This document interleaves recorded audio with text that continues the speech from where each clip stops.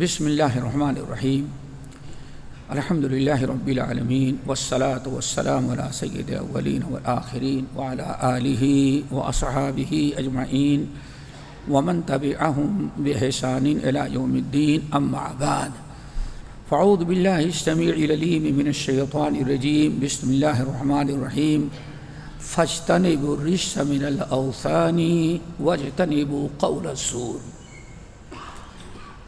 وعن ابی بکرۃ رضی اللہ تعالی عنہ قال قال رسول اللہ صلی اللہ علیہ وسلم الا اخبرکم باکبر الکبائر قلنا بلی یا رسول اللہ فقال الاشراک باللہ وعقوق الوالدین وقول الزور وقول الزور او کما قال علیہ الصلاۃ والسلام۔ محترم حضرات، دینی بھائیو، دوستو، ہم نے سورۃ الحج کی ایک آیت تلاوت کی ہے، فاجتنبوا الرجس من الاوثان واجتنبوا قول الزور۔ پھر اس کے بعد اس آیت کے ساتھ میں نے نبی علیہ السلام کی ایک حدیث پڑھی ہے، جس حدیث کو امام بخاری اور مسلم نے نقل کیا ہے، اور بلکہ تمام محدثین نے اس روایت کو نقل کیا۔ حدیث کے راوی ہیں ابو بکرہ رضی اللہ تعالی عنہ۔ آج انشاءاللہ اسی آیت اور اسی حدیث کی روشنی میں کچھ باتیں آپ کے سامنے ہم رکھیں گے۔ دعا کیجیے کہ اللہ تعالیٰ ہم کو سننے کے ساتھ عمل کرنے کی توفیق نصیب فرمائے، غیروں تک پہنچا کر کے ہمیں اس اجر ثواب کا مستحق بنائے جس کو نبی علیہ الصلوۃ نضر اللہ امرأ سمع مقالتی کے اندر بیان کیا ہے۔ دوستو، اللہ رب العالمین نے قرآن مجید کے اندر فرمایا، جو آیت میں نے پڑھی اس میں دو چیزوں سے ہمیں بچنے کا حکم دیا ہے، اور بڑی خطرناک چیزیں ہیں۔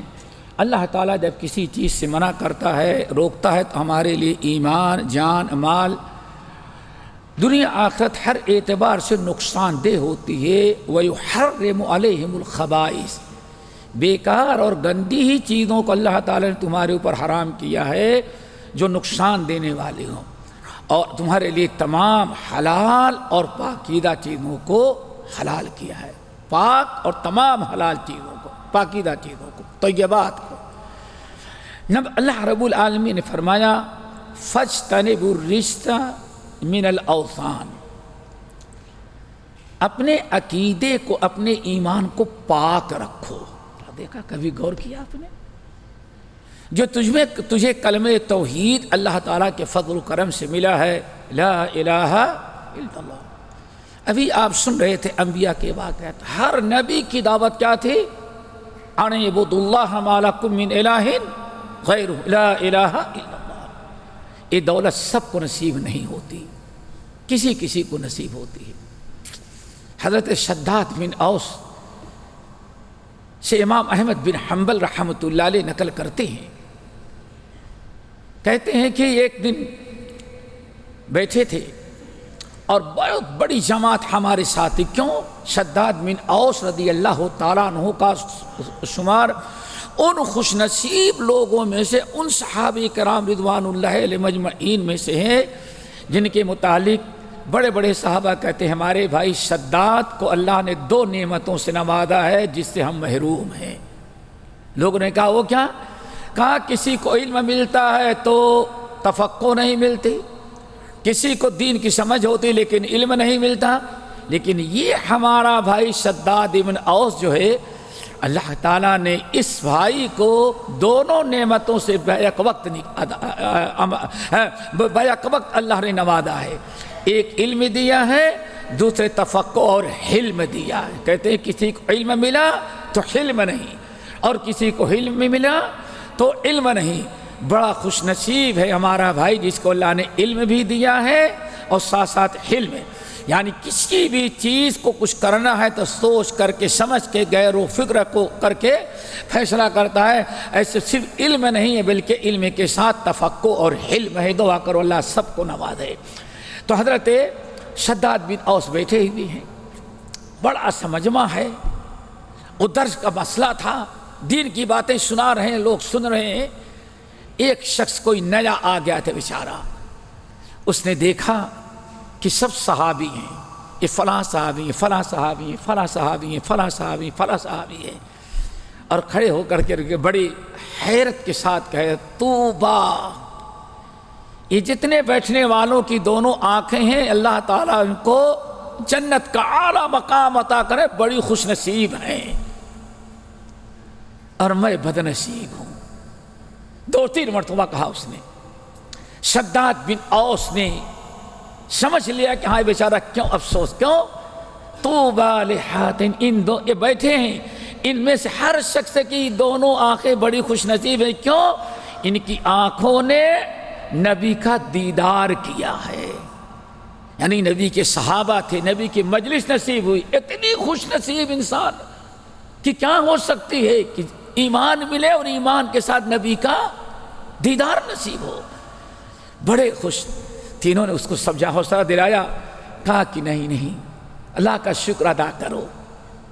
کہا وہ کیا؟ کہا جن آنکھوں پر تم خوش ہو رہے ہو کہ بڑی خوش نصیب ہیں کہ ایمان بھی ملا اور نبی کا دیدار بھی ہو، اس میں کوئی شک نہیں، فضیلت ہے، لیکن ایک دوسرے پہلو سے میں سوچتا ہوں تو میں کہتا ہوں تم ہم سے زیادہ خوش نصیب ہو۔ ارے یہ کیسے؟ کہا نہیں، یہ آنکھیں تو ہیں، ایمان لائی اور ایمان والی آنکھوں سے دیدار کیا، لیکن باپ اور ماں سمجھانے کے باوجود کفر پر مرے، اپنے ہاتھوں سے باپ ماں کو دفنایا، کفر کی حالت میں دفنایا اس کو، اپنے کافر باپ کو۔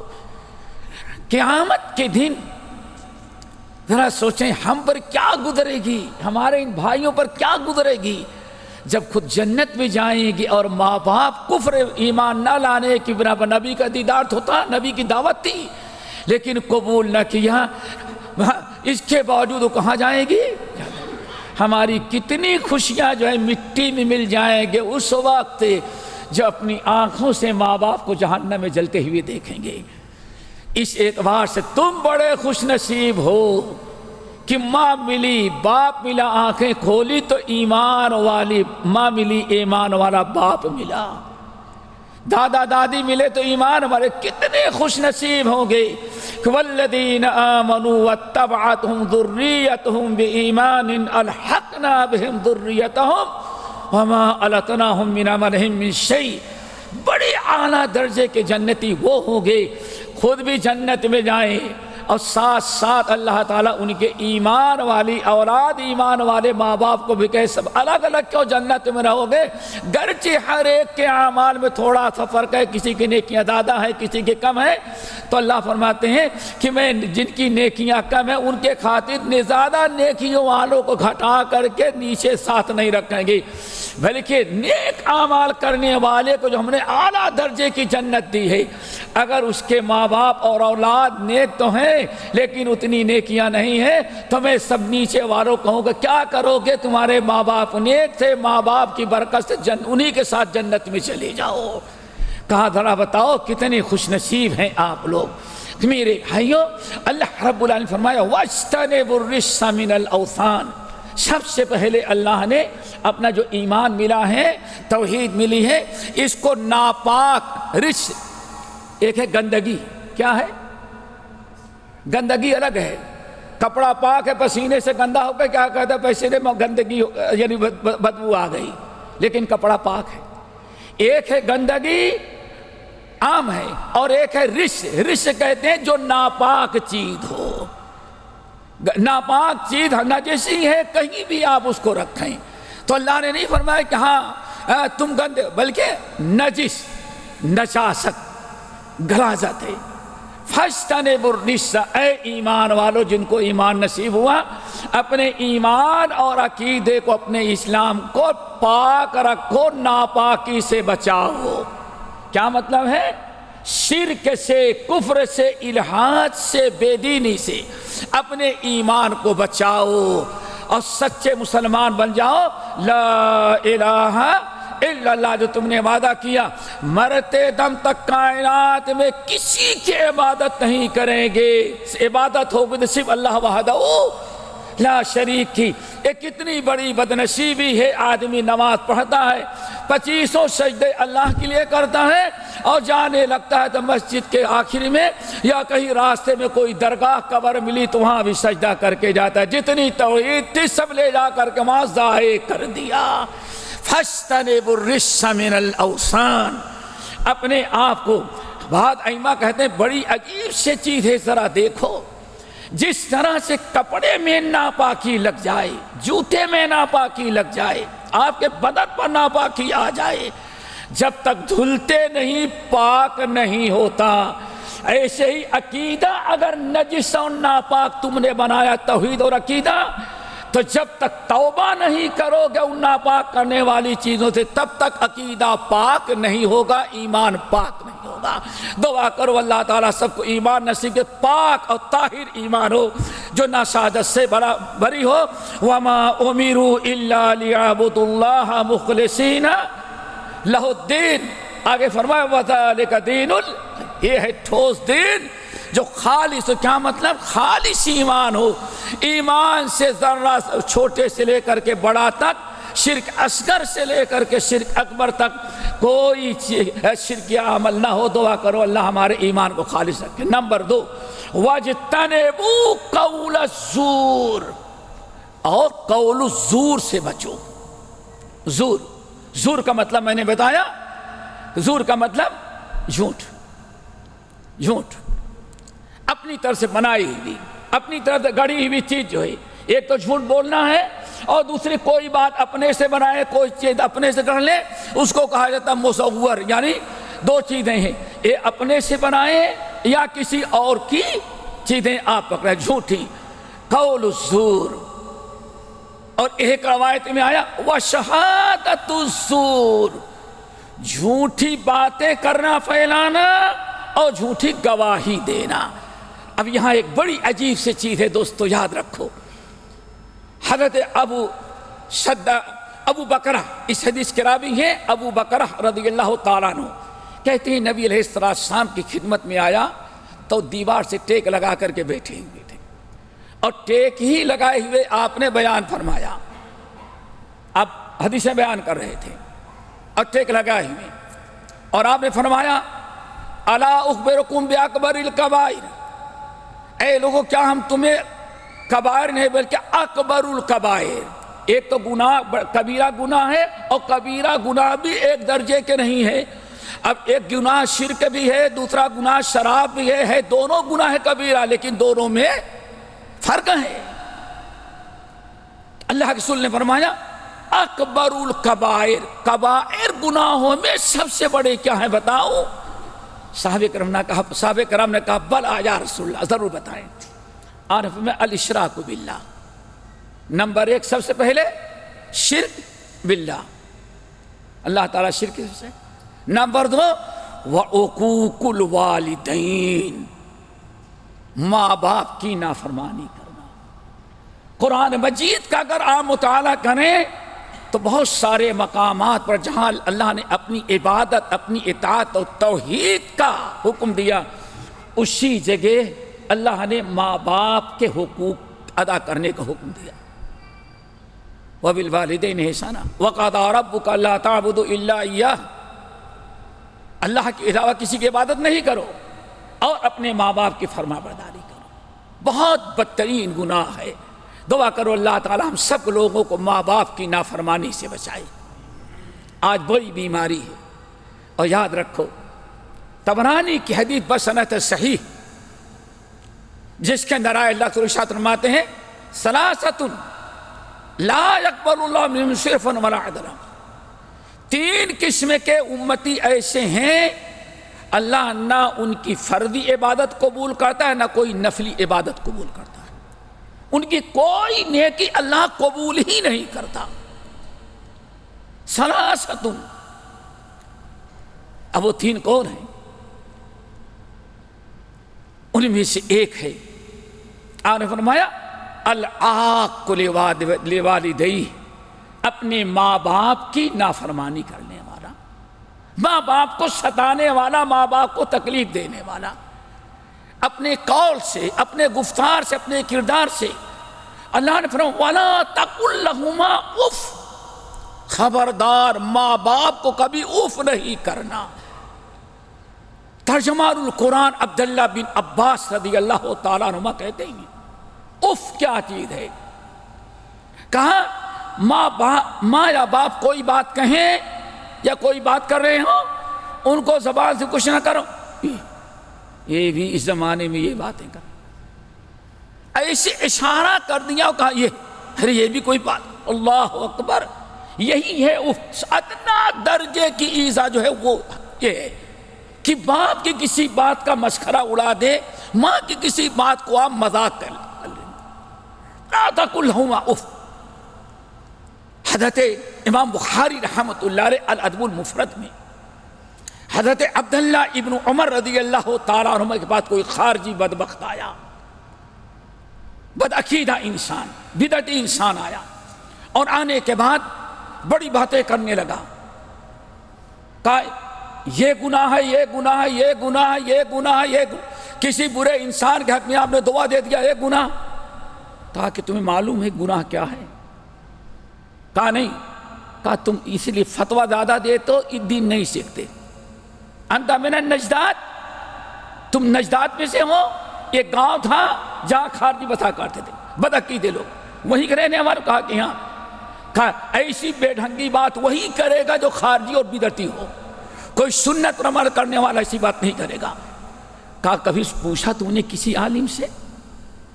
تو گنانا شروع کیا، کہا کہ یہ کبیرہ ہے، یہ کبیرہ ہے، یہ کبیرہ ہے، اور تو کیا، تو اپنے ماں باپ کو اتنا تنگ کرے، ماں باپ کی باتیں اتنا ٹھکرائے کہ تنگ آ کر کے ماں کی آنکھوں میں آنسو آ جائے، باپ کو رونا آ جائے۔ اگر تیری، کہا اگر اولاد کی حرکت سے، اس کی شیطنت سے، اس کے گفتار کردار کی وجہ سے ماں باپ تنگ ہوں، اور اگر ماں باپ کے آنکھوں میں آنسو آ گئے تو یہی سب سے بڑا گناہ ہے شرک کے بعد۔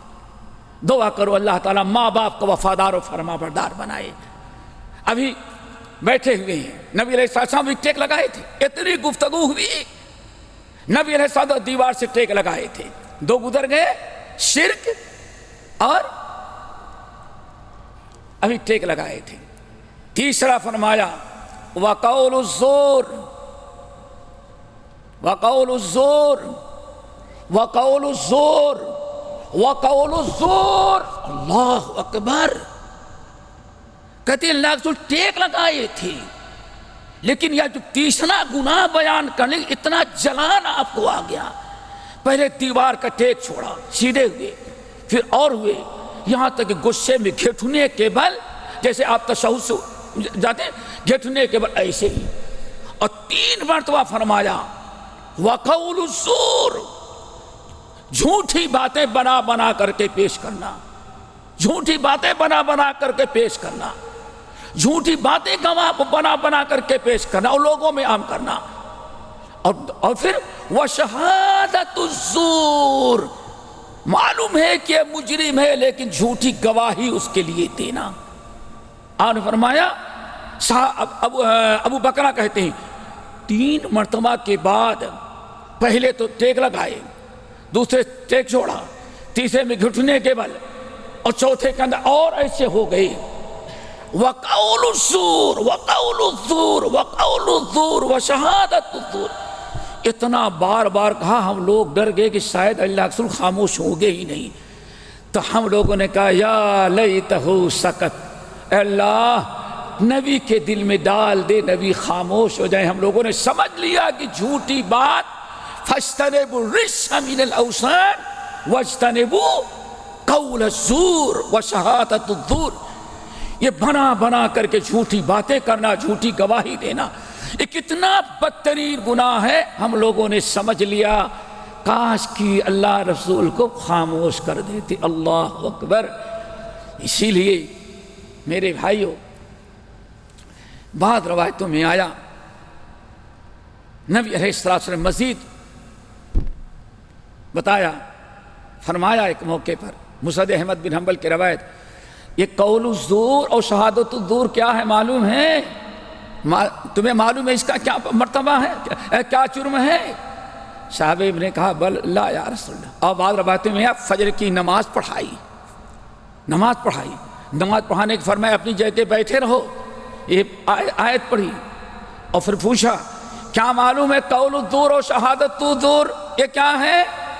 کہنے لگے اکثر جو آپ بتائیں گے۔ آپ نے فرمایا اس کی قباحت کتنا بدترین گناہ ہے، اسی سے اندازہ لگاؤ کہ قرآن میں اللہ نے شرک کا ساتھ جوڑ کر کے بیان کیا، فَاجْتَنِبُوا الرِّجْسَ مِنَ الْأَوْثَانِ وَاجْتَنِبُوا قَوْلَ الزُّورِ، جہاں شرک سے منع کیا اسی کے ساتھ اللہ نے قول الزور اور شہادت الزور سے منع۔ اللہ اکبر۔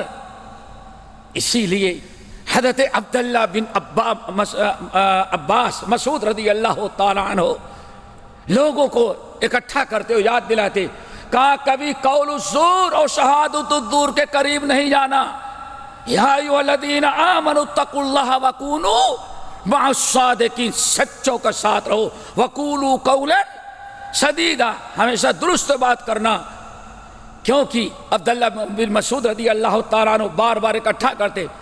طبرانی کی روایت بتا معلوم ہے قول الزور و شہادت الزور کیا ہے؟ کتنا گھناؤنا گناہ ہے، شرک سے نفرت کرتے ہو، اسی شرک کے ساتھ اللہ نے قرآن میں کس کو جوڑ دیا ہے؟ کیوں؟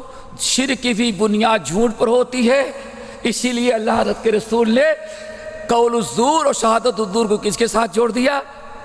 میرے بھائیو دعا کرو اللہ ان تینوں گناہوں سے سب کو بچائے۔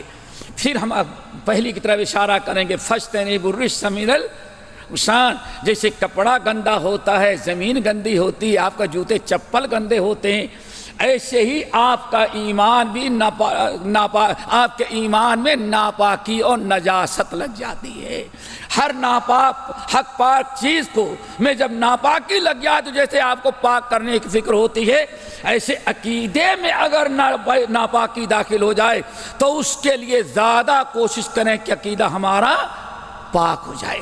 دعا کرو اللہ تعالیٰ سب کو عمل کی توفیق نصیب فرمائے، اور یہ تینوں گناہ شرک اور ماں باپ کی نافرمانی اور فَاجْتَنِبُوا الرِّجْسَ مِنَ الْأَوْثَانِ وَاجْتَنِبُوا قول الزور و شہادت الزور، اللہ تعالیٰ ان تمام گناہوں سے ہم سب کو بچا محفوظ رکھے، قول سدید کی توفیق نصیب فرمائے، عقیدے کو اپنے عقیدے کی ایمان کی حفاظت کو اللہ تعالیٰ بچنے کی توفیق نصیب، بچانے کی توفیق نصیب فرمائے۔ اور میرے بھائیوں دنیا سے لے کر کے قبر سے لے کر کے حشر تک اگر کامیابی ہے تو اللہ نے قرآن پاک سورۃ انعام میں بیان فرما دیا ہے کہ جب ایمان پاک رہے گا شرک سے، کفر سے، ریاکاری سے، الذین آمنوا ولم یلبسوا ایمانہم بظلم، جو لوگ ایمان لائے اور اپنے علم میں ایمان میں کسی ناپاکی، نجاست، کفر و شرک کو ملنے نہیں دیا، اللہ نے فرمایا ان کو امن و امان ہے اور ان کے لیے آخرت میں کامیابی ہے۔ دعا کرو اللہ ان تینوں گناہوں سے ہم سب کو بچنے کی توفیق دے۔ باقی انشاءاللہ اگلے ہفتے اقول قولی ھذا واستغفر اللہ من کل ذنب واتوب الیہ۔